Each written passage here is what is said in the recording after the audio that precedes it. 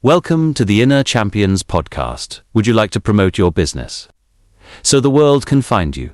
Or would you like to become a sponsor of the podcast? If so, please contact us on Instagram at Inner Champions Podcast. Lastly, follow our current sponsor at The Real Talk with Jordan. Welcome to the Friday Night Life podcast with your hosts and veteran high school football coaching couple, Chris and Corrine Stevens. Whether you're in your first year or 50th year of coaching, you are in for a positive and uplifting experience. It's time to huddle up and get an all-access pass to the lives of coaches, their spouses, and their crazy Friday Night Lives. And now let's kick it off with your hosts, Chris and Corrine Stevens. We hope you enjoy listening in, and if you do, please hit that subscribe button. When you do that, you are joining our Friday Night Life community supporting coaches and their wives as they encourage and lead our boys. You can follow us on Twitter at the FNL Podcast and on Instagram, Facebook at the Friday Night Life. And lastly, you can go to our website at www.thefridaynightlife.com. Thanks for tuning in. The game of football is a lot of things to a lot of different people. But what it does do, continues to do, is impact lives. Such is the case for Coach RJ Feild, a young man who had grown up with a disability, was reached out to by a coach on his high school campus at a young age and brought out to football practice one day just to see what he would think and just to see if he would like it. But what that coach didn't know is that RJ Feild would fall in love with the game of football and make it his career choice. RJ Feild is now a grown man and has a lot to say about that one coach who reached out and brought a young man out and now is giving back to his community and giving back to other young coaches out there. And so the story of RJ Feild has a great, great success story behind it. So ladies and gentlemen, I'd like to introduce to you Mr. RJ Feild. Yeah, let's go, man. RJ Feild, ladies and gentlemen, currently coaching at Roosevelt High School out there in Eastvale, Southern California in the great Inland Empire. And RJ has got a great story. RJ, you reached out to us and you kind of heard about what we were doing, and it was so great to see your story and to see your bio and to know that you had such an impact on the coaching world. And we're going to get into kind of the RJs Law. We're going to get into that in a little bit, but I want to start out and just give me a little bit of your background and just tell me a little bit of your story when you started out in your coaching career.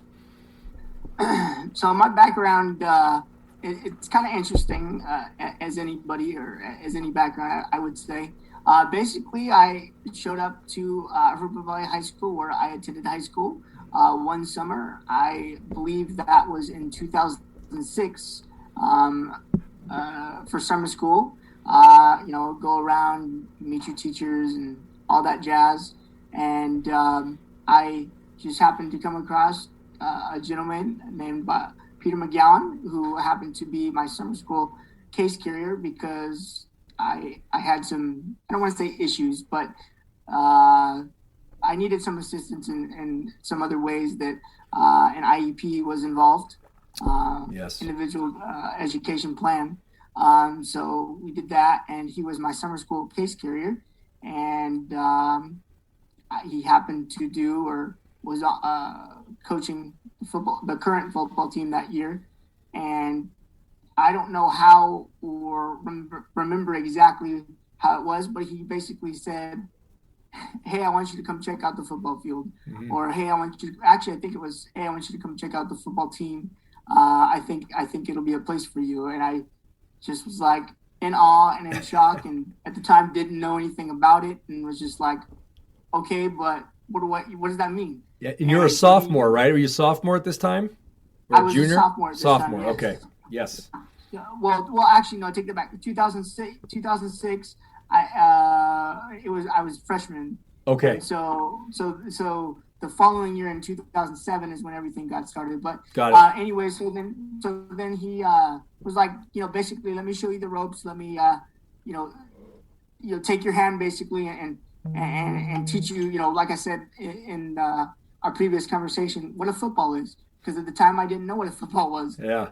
So he did that, and it just basically took off from there. And it literally grew like wildfire, and I didn't think anything of it at the time. And it just 2007 came around because it was the middle of 2006 in the summer is when we met. So season was, closing in and approaching for spring ball for 2007. So we had did that. And he basically just said, come the first year, come out and, just be around us, just be around a team and bond and I guess get friends, because it was a challenge in high school to get friends with having a physical disability, things like that. And, it's something I'm not shy about now, but I was back then. And sure. I'm very thankful he reached out as a mentor and as a teacher and really stuck his hand out there, because I don't know how. I do now because of all the support I've gotten in other ways, but at the time I didn't know how I was going to be able to get through school. It was just such a big shock to me. I was like, this is school, this is what it is, this is high school. I made it through middle school, but I was like, high school was just another level, like they say, and it truly is, especially when you have certain limitations or setbacks. And I don't like to think of myself that way now because of what I'm doing, and I'm successful in society, but there's a lot of us that aren't. Yes. And I was just able. I'm very lucky to have the support system I have, and he was the ground of that. Yes. And whatnot. So that's basically how it got started, and there obviously there's more to it and whatnot. And maybe off of a further question, we can get going on that. Right. Well, absolutely. And this and Mr. McGowan, Peter McGowan, as he reached out, it struck up a relationship just as he saw a young man who he felt like would benefit from the sport of football, and not knowing at the time how that was going to play out in your life's journey, because high school, like you mentioned, RJ, high school itself, when you're coming into high school, it's a whole new world. And sometimes at a big high school like Harupa Valley, it could be daunting for anybody. But like you said, you came in with some limitations, and you didn't let that stop you. I know you were probably nervous, and we'll talk about the feelings and kind of like how when you got out there, right? But let's share with our audience, RJ, what it is that you have, and I'm gonna take an attempt at it, and you correct me, but it's spastic triplegic cerebral palsy. Is that right? That is correct. Yes. Okay, so just explain a little bit now what you have and how you have coped and dealt with that coming into high school. So spastic triplegic cerebral palsy means spastic, so any loud noise, bang, fireworks a lot of the times will startle me. Everybody or a lot of people around me think I always get scared. It's not a scare. It's just a sudden jerk or kind of like,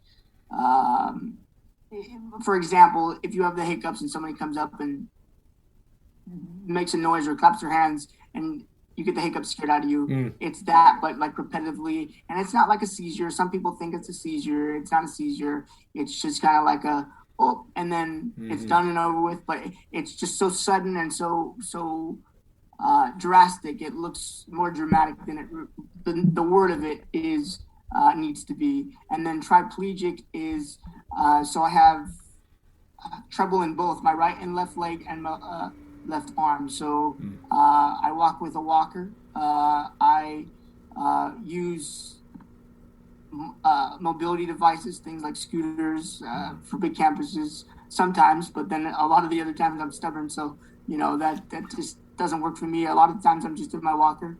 But like anything, and even for a normal body person or what have you, I have good days and I have bad days. And it just, but I don't, like you said in the beginning, not much or anything stops me. And that's just my mindset. That's just my attitude. And it's always been that way. And I was raised that way, and that's just where we are. Yeah. Yeah. And so coming in, so Mr. McGowan brings you out and he says, come on out. Let's introduce you to the game of football, to the sport of football. And I know at that moment you probably had some thoughts like, how's this going to work? How are we going to make how's that? it possible? I was just like, can we really do this? Or are you just telling me something to make me happy? That's really how I felt. Right. I had that feeling of, is this something to, like, for example, smooth the pot, make me feel good, to make me feel good for a day, and then, hurt me in the back end. Not that he would or what have you, but those were the gut feelings that I had. So, yeah. Correct. And so this man takes you out there. So let's go to that. Let's go back to that first day.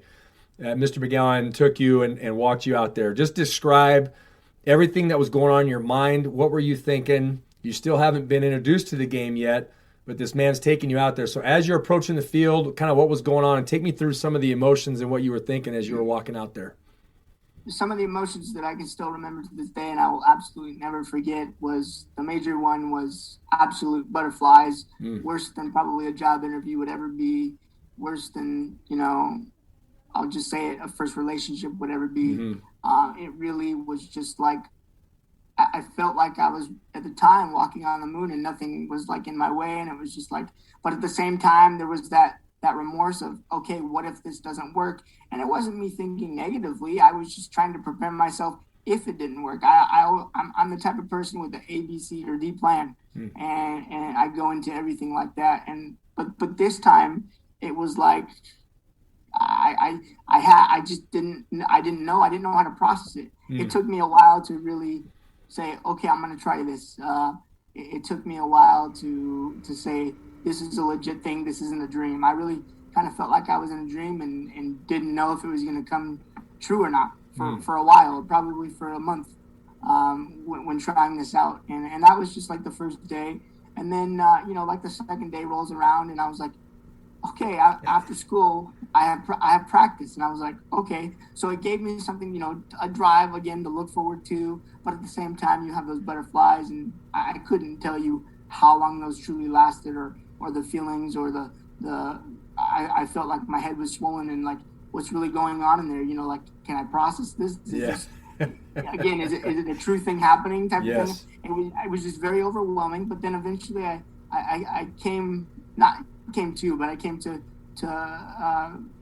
know that he wasn't going to let me down. And it was just so relieving after the first week or 2 weeks to know that somebody, even as a teacher, because he was really at the time wasn't a mentor, because I didn't know, again, how long it was going to last or if certain administration would approve, the walker being on the field, because I always thought it would be a liability.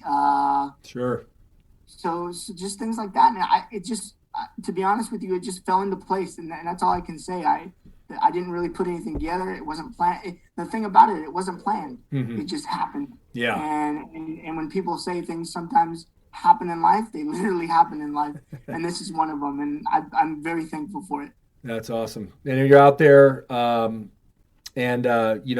he brought you out there, so he knew, this could go one of both ways. And he knew that he was going to be your support system if it went one way. But I think he also knew in the back of his mind, this could be something tremendous.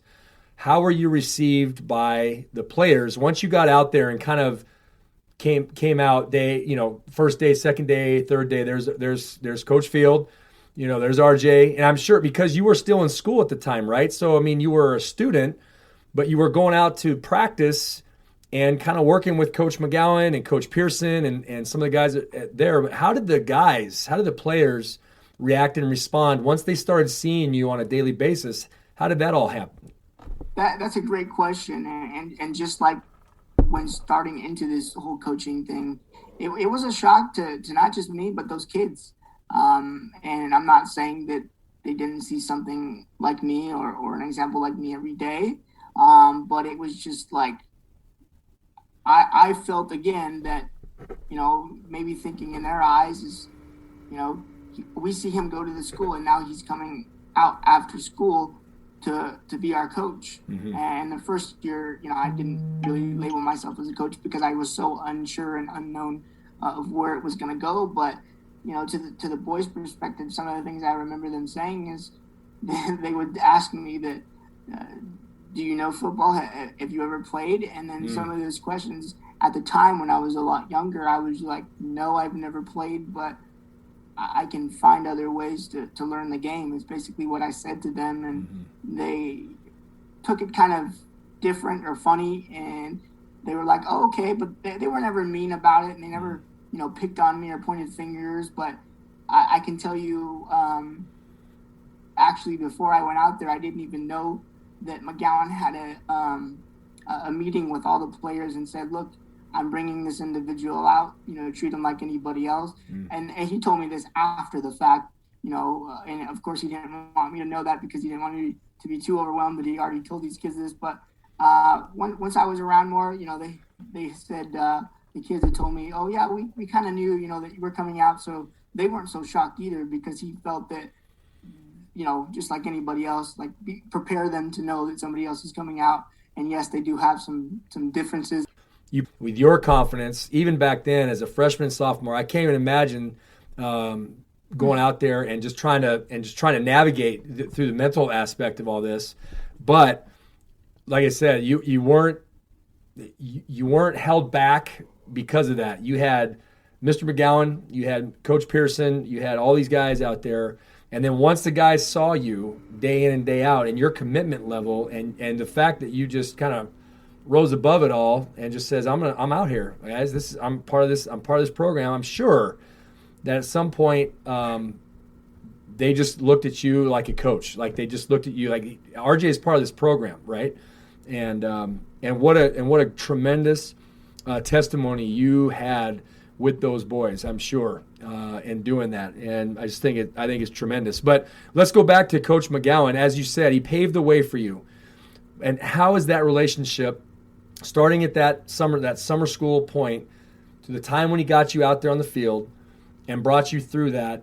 And what does he as a man truly mean to you? Even today, you said you keep in touch with that man, and you can still consider him a mentor.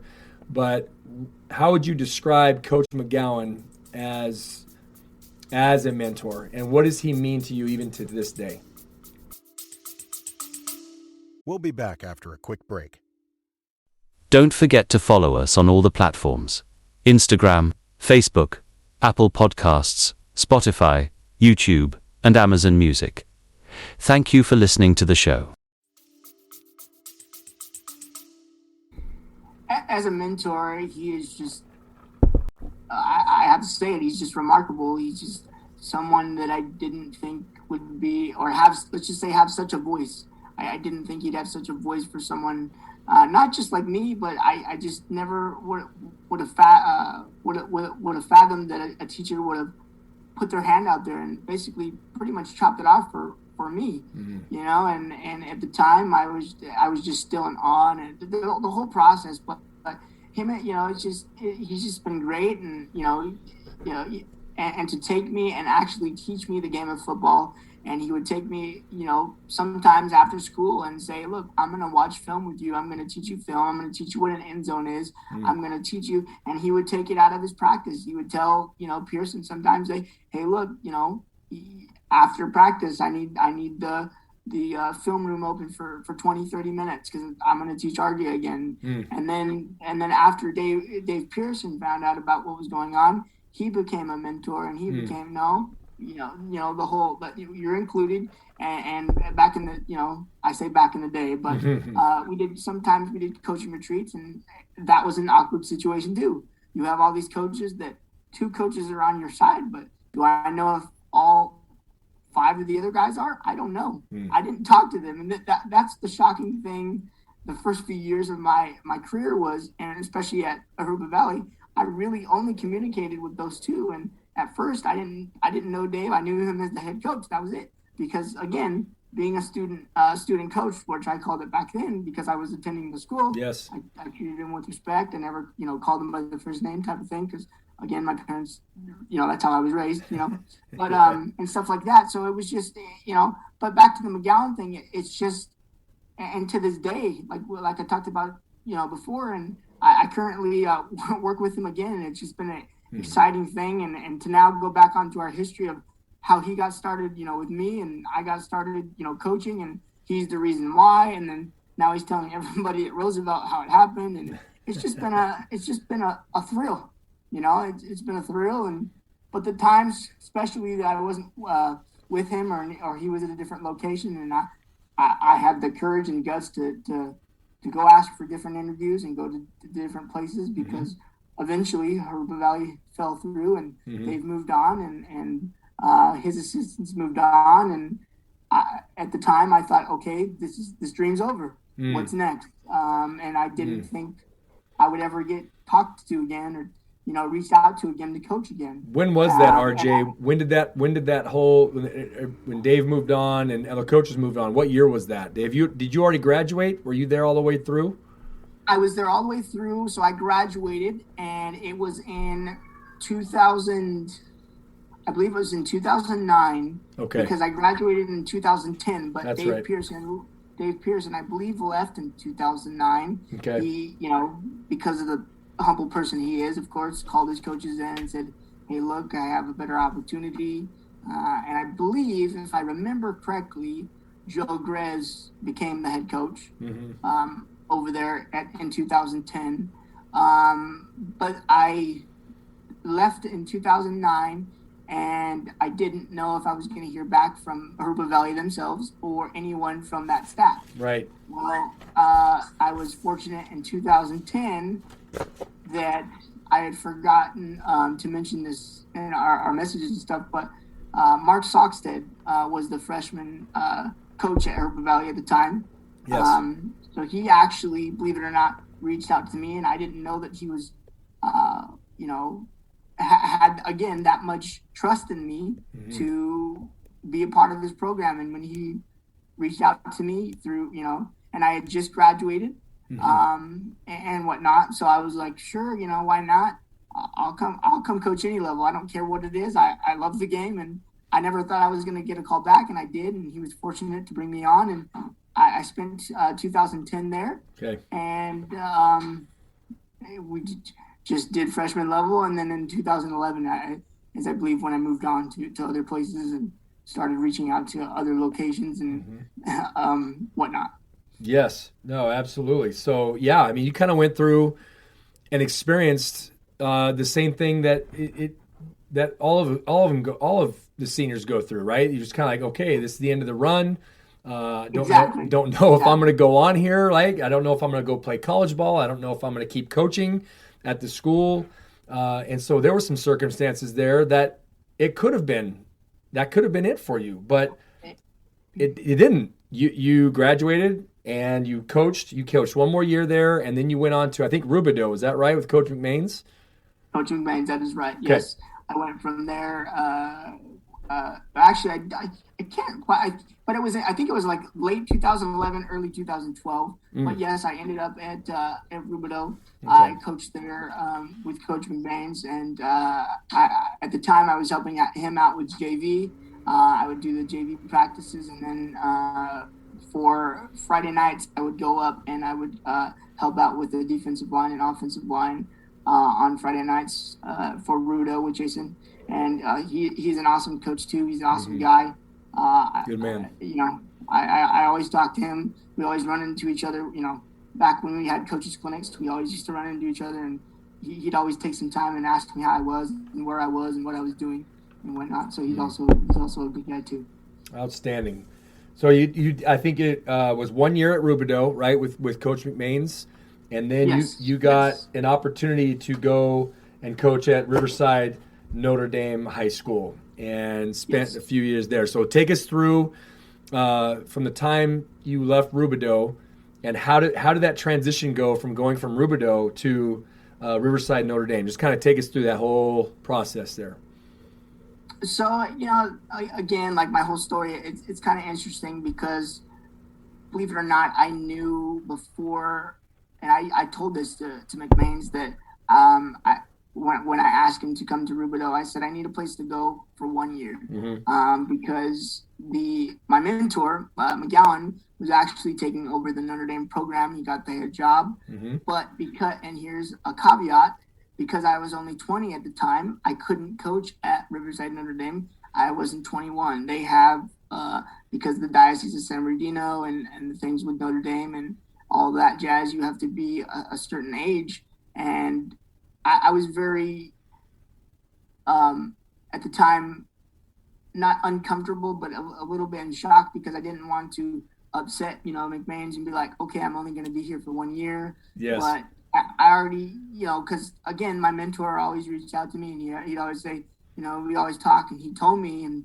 he had, I guess, pre-planned me coming over at 21. And so I just basically was, again, grateful and thankful that McMahon's understood that I would only be there for a year and that I had another already opportunity lined up. And that was a big shock for me because I actually was ahead of the game before I even knew I was ahead of the game, and knew that I was going to start working at Notre Dame in 2013. And again, that was just a major blessing because I got back with my mentor. I got back with the person who started everything, and I had a ball again. But then at this time in 2014 is really where I started coaching certain positions. Okay. And really taking the game for what the game is, and not just for fun, and not just because, I'm out here because I never want to stop doing what I was doing. I actually got the opportunity to learn and understand what the coaches' clinics were about. Again, I had to take a leave of absence. Okay. Couldn't continue at Notre Dame. And so they were able to find somebody by the name of Derek Johnson. And I actually, for him, was the football operations and I think he called it coordinator or something. So, and I, at the time, I was kind of like everywhere. I didn't have a certain position to coach at the time. I kind of helped him out because he was the, new upcoming head coach and stuff like that. And he was something to me at the time. And I didn't know what he had saw in me to do that position because if a lot of people don't know, there's a lot into that as well. Yes. A lot of behind the scenes things that people don't see. With that, and we had a relationship in that way where I was still coaching, but like I said, I was kind of like more of a multi-purpose coach at the time, right? And kind of floated around, and if I saw something that needed to be corrected, I would say, hey, you might want to change that or whatever. But the majority of it was football operations, and kind of keeping things on key and on task, and as far as all the way to booster club meetings to everything. So it was kind of that. And so you got to see kind of the behind the scenes life of a coach. So it went from just not even coaching positions, but you got to learn the whole aspect, the whole thing, right? Exactly. And, yes. And again, that brings this whole thing to another level. It was just like, okay, now I really get the concept of a coach and what they do, and not just on the field. And that was the whole 2015 year of, oh my goodness, there's a lot more than just going out there with the whistle and telling a kid, hey, that's a bad stance, or hey kid, that what have you. And then there's a whole nother aspect to it that a lot of people may not know or think about, Yes. There's just a whole other thing. And so I did that for that year. And that was a good year for you guys. I believe you were CIF champs that year, correct? Yeah, I have champs that year, yes. And let's go. And to be a part of that was just another level. It was just so thrilling, and to see the success and to see the growth that we got these kids to. And Notre Dame is not a big school. If a lot of people don't know, it's a very you basically have who you have. That's it. Yes.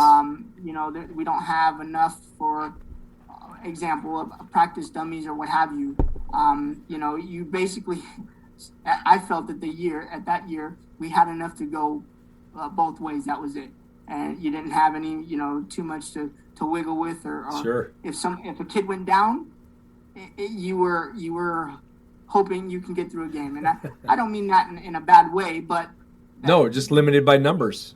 You just didn't have the numbers. 25, 30 kids, maybe, right? I mean, that was it. Yeah, and you were lucky if that was that. So that was an experience, but it was a learning experience because it taught me, even with this amount, you can do things and you can succeed and be great. And we were great that year, and then we led into 2016, and you know. Well, one second, RJ. I mean, let's put it in perspective for everybody now. You've been a coach now for 7 years up to this point, right? 6, 7 years.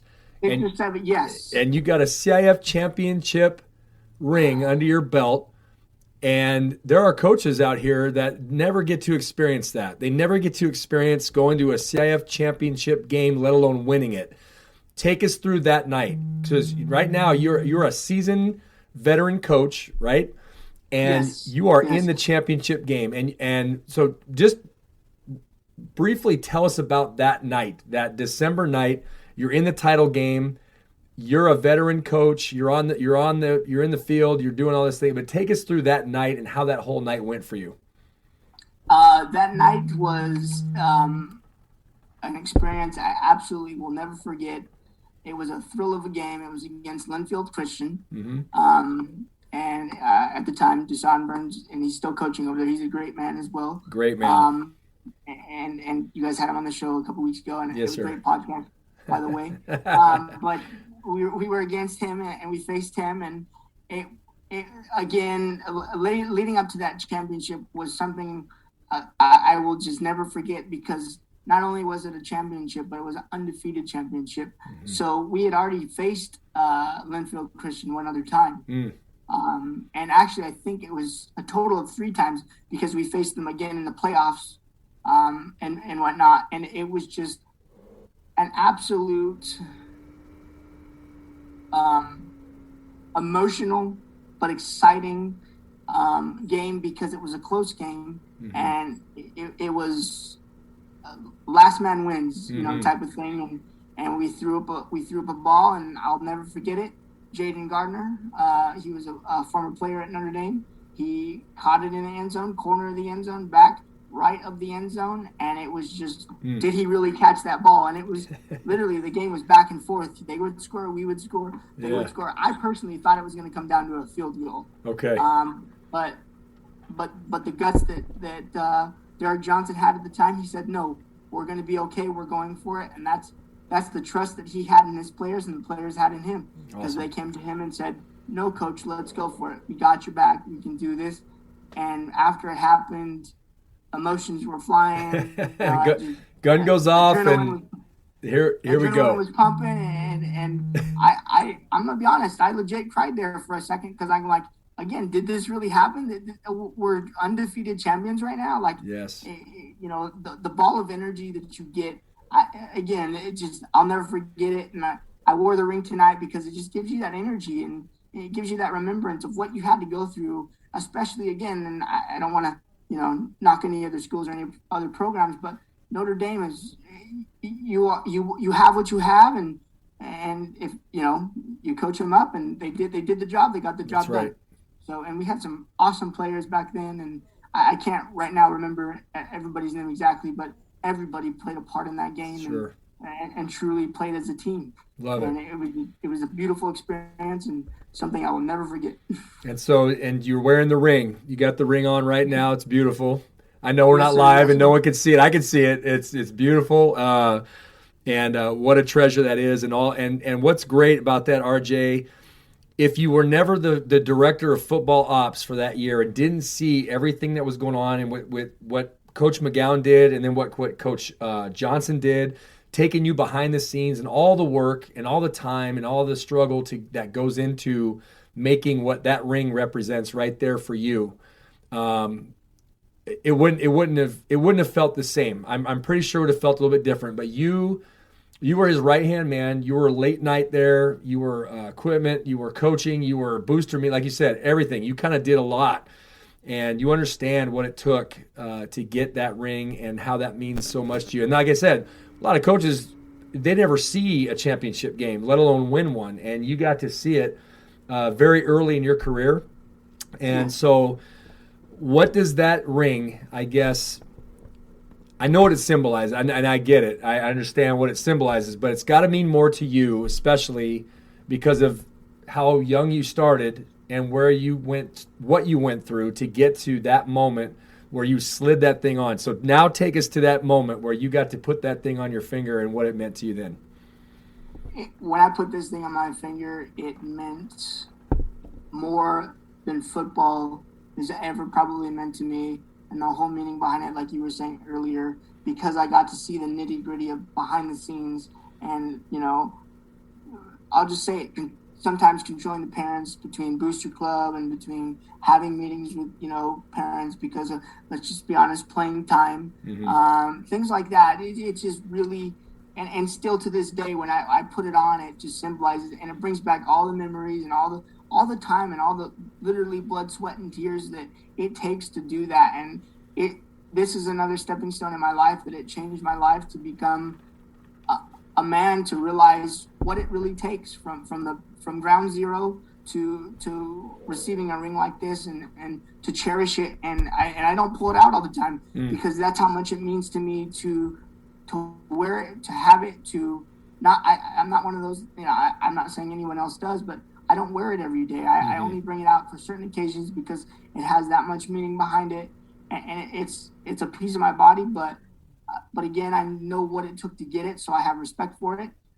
But again, at the same time, I will never not strive for anything better than greatness and success that this thing has brought into me, and it's really humbleized me as to what a process is, and to what game planning is about, and all that stuff like we talked about earlier. But it just really, it molded me to be the person that I've become because of coaching, and it molded me to have more of that respect for the game. Because of the time of all that. And the list goes on, and I could probably, just on that topic alone, be here for 2 hours, but I'm not going to do that. But it just really, it has that inspiration in me to keep fighting, because this is what you can end up with. This is what you can get. And it's just the thrill of it. It's just something else. Yeah. And I appreciate, RJ, and I'm honored and humbled that you would choose this night in our podcast to pull that thing out and wear it. And I'm thankful that you did that. And all that you just said. So let's take, that's a great segue now, RJ, into what you have done off the field with RJ's Law, and how you want to achieve success, and you know what it takes to be successful, and you're aiming for greatness on the field, and you have acquired greatness at that level and with that championship ring. But you've done something very incredible with this, and I want you to describe RJ's Law and what that meant to you, and kind of, so take us back to when that kind of started. You started formulating that in your mind, and you knew that I wanted to make an impact for this, and how that got started. So let's go back through that and share that journey with us. So RJ's Law started with I think it was right before I started high school. I got into public speaking and connected with some people that I knew, and I didn't know that I had at the time, voice for speaking. And even before the success of football got going, I kind of put, not football at the back door, but I put public speaking first. And I was just like, okay, if football continues and continues to be great and successful and what I think it could be, let's keep another door open and continue public speaking. And I used to go speak for a lot of different organizations and whatnot. And the one that kind of brought RJ's Law into play was it's called the SELPA, and they are basically an organization that gives assistance, I guess, to those that not are struggling, but have needs of help and whatnot. So that was one of them, and it kind of got started because I went up to Sacramento, being somebody else's voice that somebody couldn't go up, per se or whatnot. And basically, I went up there one year talking to senators about the SELPA, and that we needed assistance, and we had all these individuals that they could use the help, and it led to one thing led to another, and one of the gentlemen up there by name of John Benoit, I guess liked my presentation and asked me to enter one of his contests, I guess he had as a senator at the time. He unfortunately is no longer with us. He passed away of cancer. But at the time, he asked me to enter this contest. It was his own contest, and it literally was called "There Ought to Be a Law." And he said, make a 1.5 paragraph to 2 paragraph essay of what you think a law should be. And so I said, okay, I mean, I guess. I put some thought into it, put some time into plotting this out. And how old were you again, RJ? What grade were you in at that moment? I was a sophomore. No, I was a junior, I believe. Junior, I believe, in high school. Okay. I believe I was a junior. Okay. In high school, and keep in mind, with all of this going on, I still had high school. Yes. I still had football and practice to do. But again, I'm a person of I like 1,000 doors open at once, and I can complete them. That's the fun in life. But anyways, so that happened, and again, I was going to school, and he basically asked, said, you have this block of time to come up with your thoughts and your ideas, and if we like it, we'll pick it, and it's possible that it will become a law. So my law is basically, it has my name on it, RJ's Law, and what that entails is it goes to, for those that who are on welfare, will get randomly drug tested. And people ask me all the time, well, what do you mean randomly drug tested? Because they already get drug tested. Yes, they get drug tested, but what I'm talking about is a random drug test. Say you go in the line to go get your welfare or your assistance of any kind, food stamps, any kind like that. Yes. They'll pick you out of the line and say, okay, we're going to randomly drug test you and see, if you have anything, that you shouldn't have, or have been taking things that you shouldn't have been taking. And the whole point of mine was, I treated it like a baseball game. If you get 3 random drug tests, you're out and you're off the program. If you test positive for any drug. Any drug, yes. Right. If you test positive for any drug. And everybody asked me, well, why do you think this should be a law? Or at the time, why do you think it should be a law? Well, it happened to be the week before or 2 weeks before, I can't remember exactly. My dad was going in for a random drug test for a new job interview, and I thought, why should you go in for a job or for a drug test? You've never done drugs in your life. Well, why do they think all of a sudden you've done drugs? So that's where I got the whole random part of the law and stuff like that. And then this also plays. I'm going to back up a little bit. Yes. My biological mother did drugs and things she shouldn't have done when she was pregnant with me, and I only know that because I'm very thankful for my adopted parents who adopted me and treated me and always have treated me as one of their own, but did things she shouldn't have done, and so as far as my dad goes, he went in for his random drug test, and I just I thought it all out, and I thought there'd be a great law. Put it all together, put the verbiage together, send it up to the senator. He liked it, he accepted it, and we were off and running. Yeah. We entered it, and up in Sacramento, I actually got the opportunity to meet the governor, Arnold Schwarzenegger, at the time. You're a junior in high school, and you're meeting the governor right there, from Southern California to Northern California, in the Capitol with Governor Schwarzenegger. Awesome. Yes, sir. And that was just another exhilarating day. And that day in particular happened so fast. I didn't know when it was, time to leave or time to wake up. It just was like snap, and we're off and running. I went to lunch with the man, and we had a great day.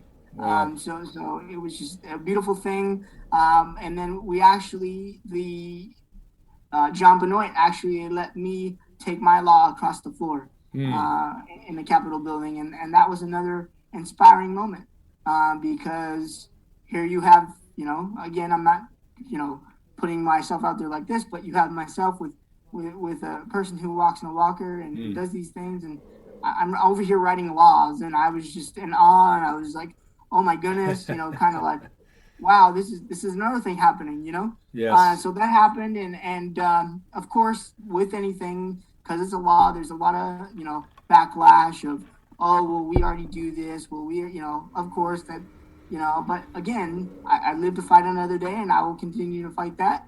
And it actually never got accepted in California. But there were several states and that actually wanted to accept pieces of it. And there were a few times that I thought I would have to go and like sign over permission, but they were able to do it like in a letter and over the phone and whatnot. And I was never places like Florida, they took part of it and used it for examples and other things like that. And it was kind of cool because places would call me and be like, do we have your permission to use part of your law and for our welfare system or systems we have out here? Yes. And I said, of course, I said, sure, because anywhere I can change, a future baby's life or what have you, or not just babies in general, but, to not have people who I felt abused the system. Now, do I know if she did or not? I don't know that, but because the knowledge that I know and the knowledge that my adopted family had told me, that's what I'm going to live by, and that's what I feel.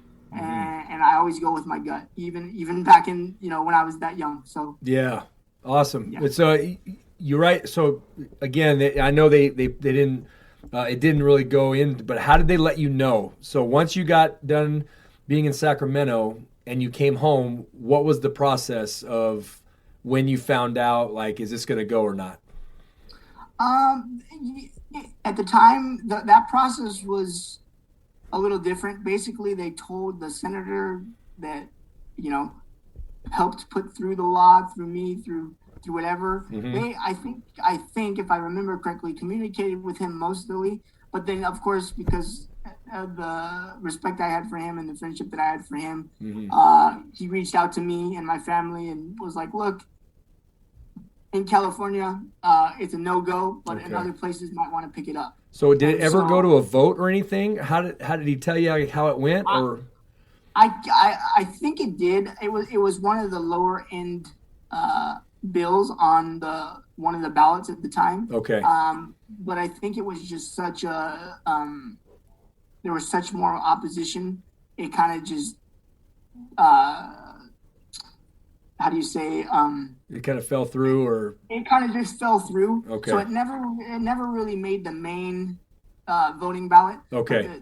The leading ballots leading up to it, it was on there. I have pictures of, the ballots that I saw it on, and Yes. It was just a cool thing and stuff like that. So, and whatnot. So. Yeah. Okay. So that was your junior year in high school. All that took place then. And so take us back. So now, and it's great that a lot of other states have reached out to you. So where, as far as you know, besides Florida, who else has contacted you, and where do you think this is going to go from here? I again, it's been so long of not being involved with it at the time, but I believe Chicago had asked to use parts of it. Okay. And some verbiage and some whatnot. So they used parts of it. They reached out to me. But again, this was through the senator. Yes. So they reached out to the senator, and then the senator reached out to me. And of course it was a yes, because again, I'm all about, making a difference, and anywhere I can hopefully get the law to go through will change. If I can change one life, that's good. That's great. So Yes. Again, even in Chicago, it kind of was like talked about, but never really put on. It was put on their ballots, and they used. I don't want to say they used part of it, but they asked to put it on their ballots, which was fine with me. So they did that, and I want to see it go to not just be because I did it, and this goes to where, because I'm all about making other people's lives better, and hopefully saving a child maybe to have to go through what I'm having to go through. And maybe that's not because she did all of those drugs or what have you, but I feel that it led up to that, because she abused alcohol, in my opinion. She did all these things, and whatnot. So if I can change one life, it'll benefit me. Yeah, absolutely. And so just for all of us, all of our folks listening out there, RJ, tell them where they can go to see the news clips of you, your junior year up in Sacramento, and then more about this resource that you've put out there. Tell them where they can find it. You can find RJ's Law, and you can learn more about RJ's Law on YouTube if you just simply type in RJ and then Law next to it. Apostrophe S, I believe, is how it pops up immediately. It's been a while since I've actually looked at my own law, and it's everywhere. But yes, you can find it out there. It's still out there. It's still available. Yes. And you can actually find a little bit more of a detailed or more descriptive of my life and how I came up in life and the struggles that I do have. And again, I don't want to call them challenges, but the struggles and the setbacks, because they're not limitations, because I'm not going to be limited, to anything if I can help myself to, yes, sir. to not be. So you can look at them there. You can do all that. And yeah. Yeah. And we'll have links. Yeah, we'll put links up on our website.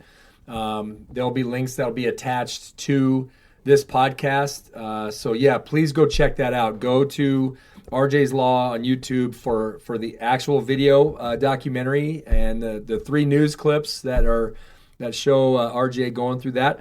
And love to see that get even more traction, RJ. And I don't know in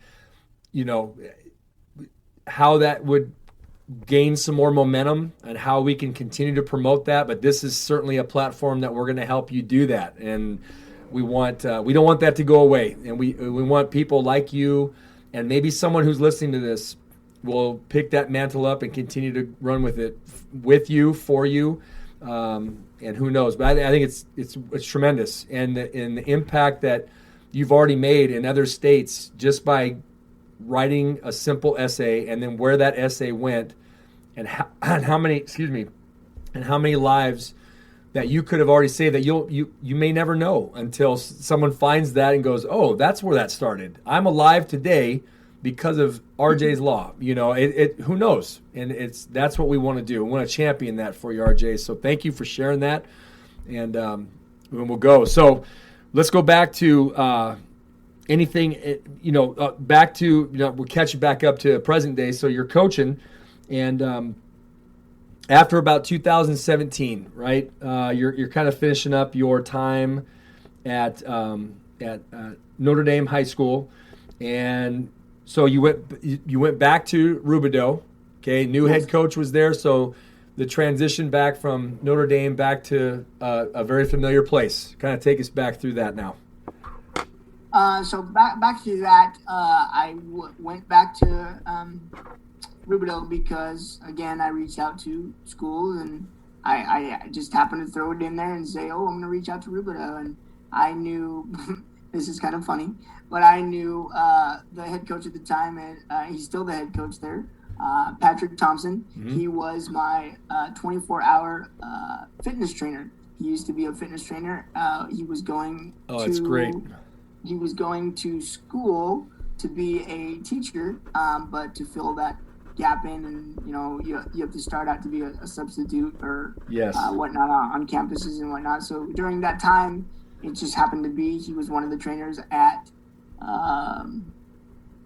24-Hour Fitness, and I linked up with him there. And I didn't know at the time that he was a trainer there, and I had wanted somebody to obviously help me with the machines, but know that I could do these things. I could, lift the weights. I could, again, do anything anyone else could, but I didn't want him or the particular trainer to be scared or be worried that I was going to get hurt, or again, they would be liable, because anything that I do to those natures, people get a little concerned, which is to be expected. But, again, I'm an overachiever, and I don't care what others say. I'm going to do it. So he again stuck his hand out there and was like, nope, I got you. I'm going to take you on a course, and we'll adapt to what you can do, but we'll make it fun for you, and you can come here knowing that you're going to be like everybody else, and whatnot. So he did that, and I actually trained with him for 2 years. Mm-hmm. It was kind of interesting because I went back there, and I think Jason Gamains was still there, but he was finishing up his year there, and I don't think he knew at the time that he was. But things didn't play out, folded out, end of the season, and then Thompson interviewed for the job, got the job, then became the head coach. It was his first year there. This was, I believe, 2000. Where were we at? 2018. Yes. And so I was helping with the O-line, D-line again on JV. Okay. You you're coaching running backs, is that right? At Roosevelt, yes, sir. Yes. Okay. And and so going from a school like Riverside, Notre Dame, small school, now you're at a school, Roosevelt, and just for perspective, just so everybody understands, this is a school of about 4,500 students. Around there? About. So there you go. I mean, so you've seen. You've been at a mid-size public school. You went to a small private school, won a championship, back to mid-size public school, and now you're at this ginormous public school out in Eastvale here, and coaching them up, man. And how many running backs were you coaching at the time? How many was in your group or in your pod? In my group at the time, it's funny because at the time, there was probably 6 running backs in the actual group. Yeah. And it was challenging because, again, the communication was a little bit muffled and delayed, Sure. and you kind of felt like you had to repeat yourself several times. And, being a coach, not all the time do you get frustrated, but you're like, you didn't hear me? I said it like, this way. Oh, but okay. So you had to adjust, like the players do, you have to adjust. So I had to adjust, and I had to be a little bit more mellow, I guess. Yes. And, so I had to change my coaching style just a little bit, because of that. But again, it was like everybody's talked about it. It was fun to get out there again and be around those kids. And because I'm so more passionate and more in love with the sport now, I don't, not that I don't care, but I don't see what the kids think like I did before. I just go out there knowing I'm going to coach running backs. Yes. And I coach running backs, and they have been nothing but accepting and just, okay, you're my coach, let's do this. And awesome. Again, with a program like that, you have coaches or you have players that have played football for an extended period of time, such as like Pop Warner and things like that. So they're more understanding and involved and grown up to play the sport.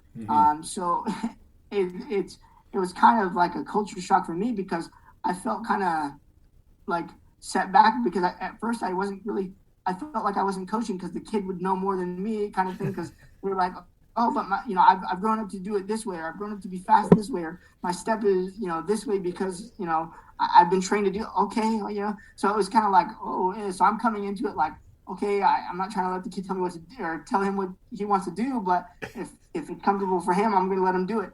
And it's just been great over there. It's just been something else, like, just like anything else. And again, McGowan was the one who said, let's go, let's do this. And it's been a beautiful thing. I couldn't, at the time right now, I couldn't ask for anything better. I've nothing but respect over there. Wonderful. They welcomed me like I don't think any other program has welcomed me, just because of but again, I'm more outspoken now. I'm more like, nope, I'm gonna go for it. Let's go. I don't care what I have to do to show anybody that I can do it. So and again, Tommy Leach, his again, another humble dude.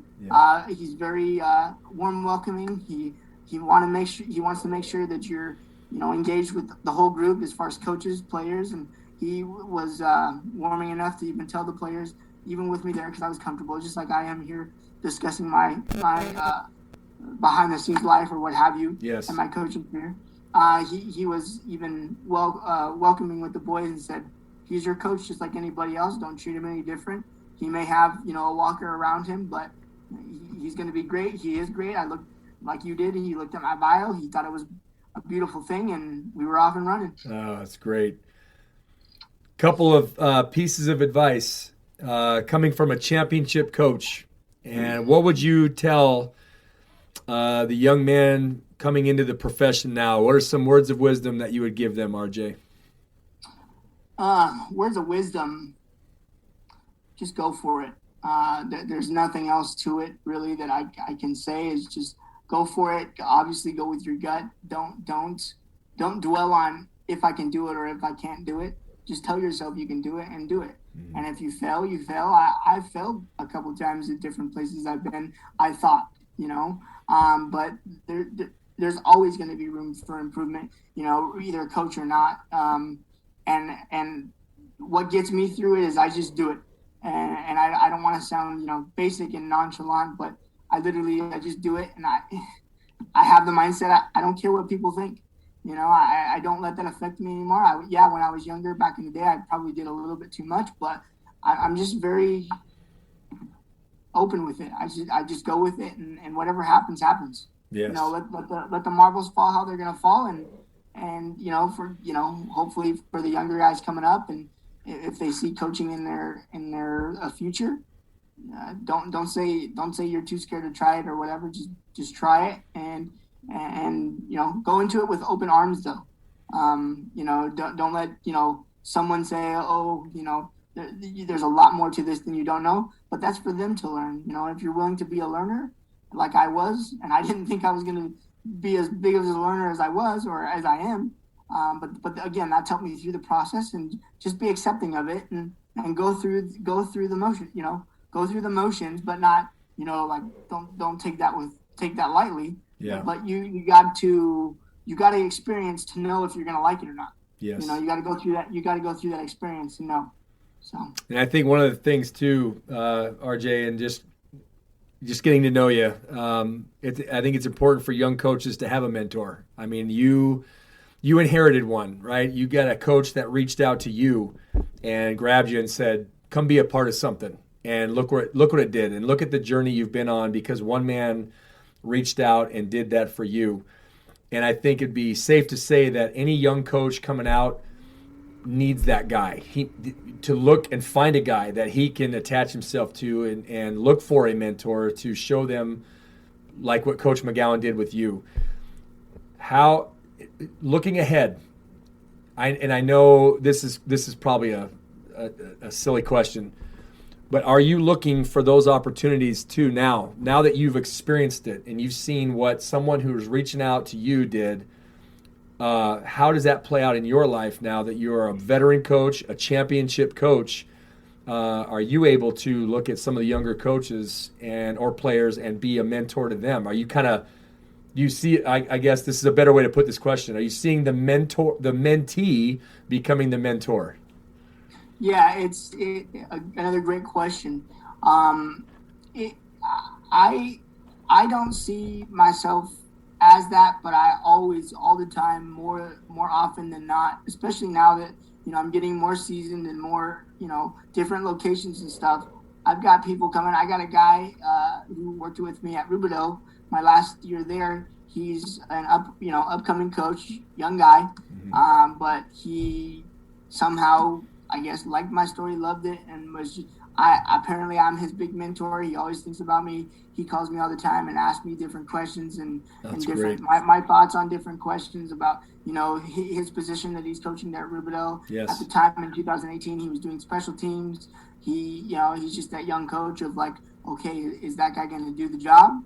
Well, put the guy out there, see if he does. If he for example, slacks on a play, take him out and put another guy in there. You got to experiment with who you have and make them great. And I've realized now that mentee part is coming out and more lately than it has ever. Yeah. Especially with the guy at Rubidoux. There's another guy. He reached out to me, and I didn't really want to talk about it, but I was for a year ago. Last year I did. I coached basketball at Marilyn Middle School, and I actually got the opportunity to take that little, I call program because it was organized. I had to have it organized. I'm OCD like that. But I took that little think together program and put them into one of the parks leagues. Okay. And we played competition there. And at the time, I had an assistant coach who was a Parks and Rec assistant coach, and he was just in awe of how I can do what I do, and had an understanding, even though it wasn't football, what basketball was. And that's what when I don't want to, go off on a tangent here, but rather it be football, rather it be basketball, I can learn it. And a lot of the times how I learn things is a lot of YouTube videos, believe it or not, because I physically can't get out there and maybe go through those motions of, throwing the ball up and doing a layup or what have you. But there's always another way to coach.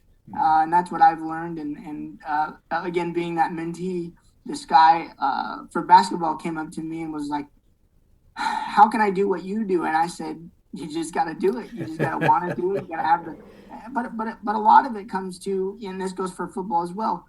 You got to find that love. Do you really love the sport for what football is? And I'm going to be honest with you. At the time when I first started, I didn't know if I loved the sport. I didn't know anything about it, but I grew a passion for it. I grew the